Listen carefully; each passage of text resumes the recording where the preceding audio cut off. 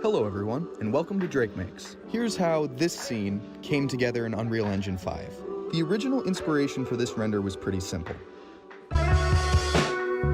Megascans has a free pack available on the Unreal Engine Marketplace with easy-to-use tree assets.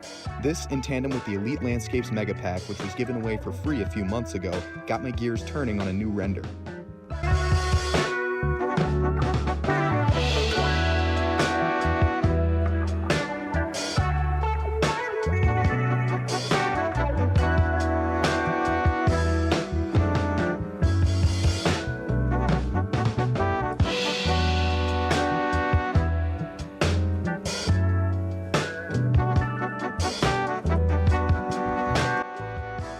There wasn't a lot of method to the madness here. I really just looked at the assets I had gathered, turned on some music, and started improvising a level. I only did one finished sketch, and I hesitate to say finished as this one was extra sketchy. Orb goes up, motion attached to stone door. Got it.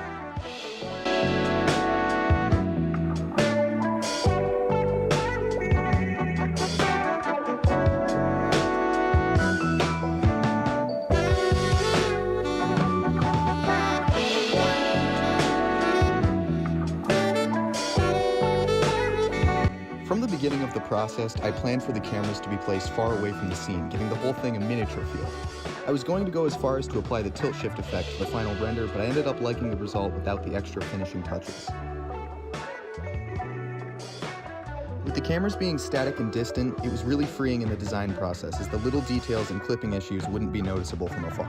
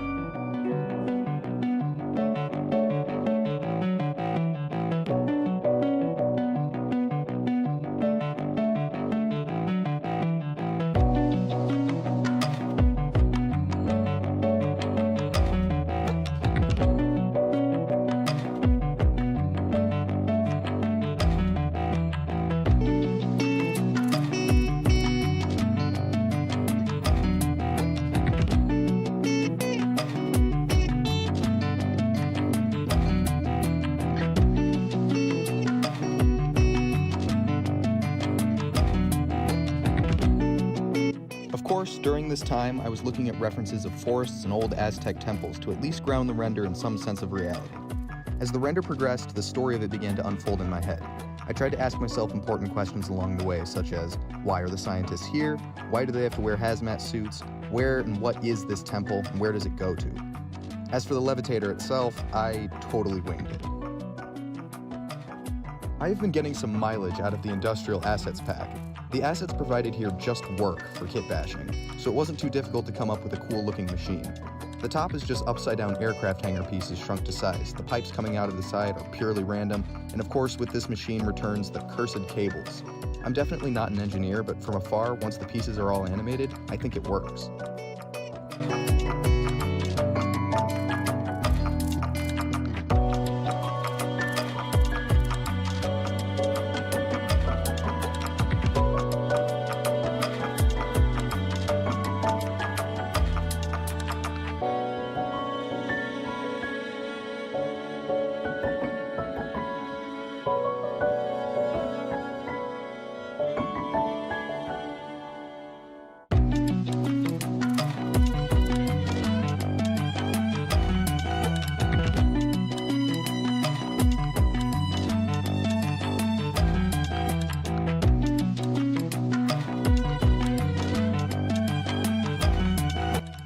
Speaking of animation, there are multiple moving parts to this scene.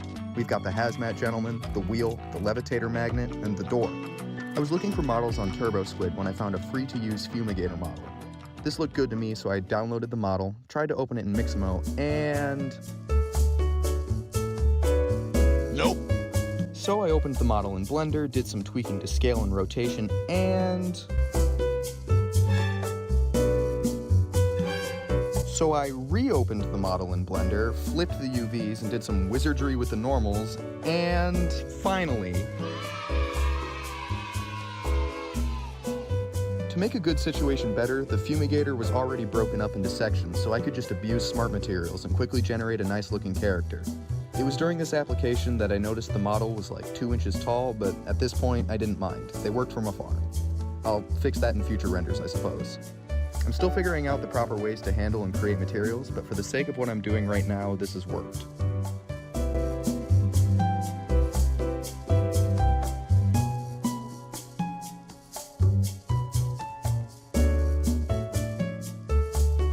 The fumigators have 6 different materials making them up. I don't know if this is the right way to do it, but it is indeed how I did it.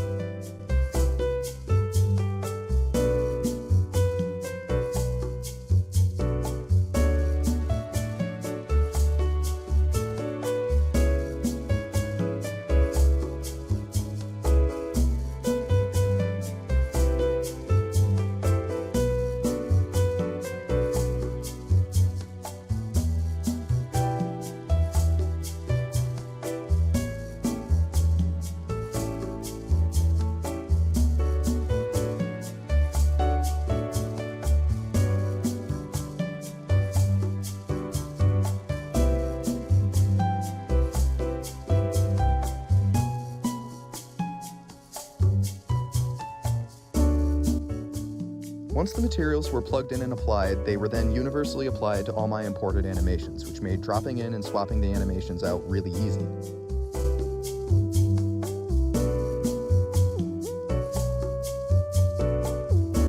I actually had Mixamo open alongside Unreal Engine, downloading animations as I needed them. Once again, not a whole lot of planning went into this, but we have the technology to really just make things up as we go now. Turns out I was wasting a ton of time blending animations in Blender. You can do it right in Sequencer, which was great to figure out.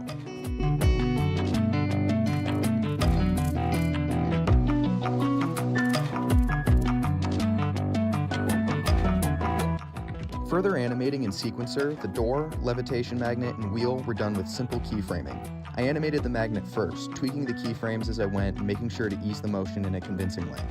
Fortunately, winging it prevailed again, as with relatively little effort I had achieved a motion that was convincing.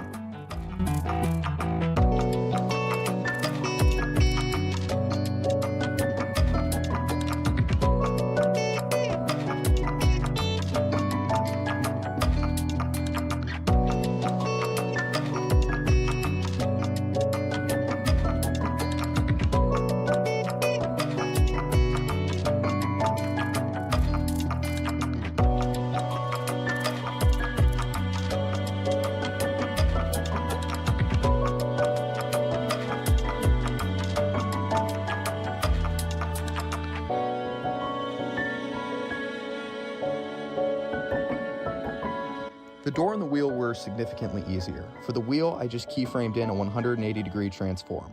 This glitched out a few times, but once that was fixed, as for the door, that was just a simple keyframe forward with a little bit of tilt on the X and Y to better convey that floating motion.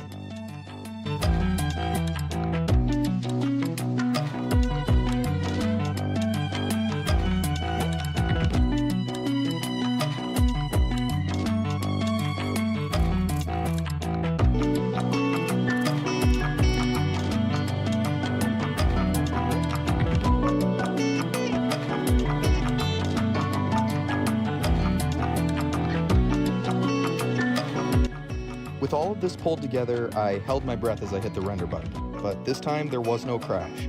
Ecstatic, I ran the frames through Blender and got our animation. All the sound design was done in post, but I think once it was all together, the final result was well worth the effort. I may have to come back to this scene and explore this narrative further, maybe even dabble with some analog horror-inspired content. I really liked the render, so I definitely don't want to abandon it here. If you haven't seen the finished animation, go check it out. I'm going to put links in the description. But anyways, thank you for watching. I hope you enjoyed this video, and I will see you again soon.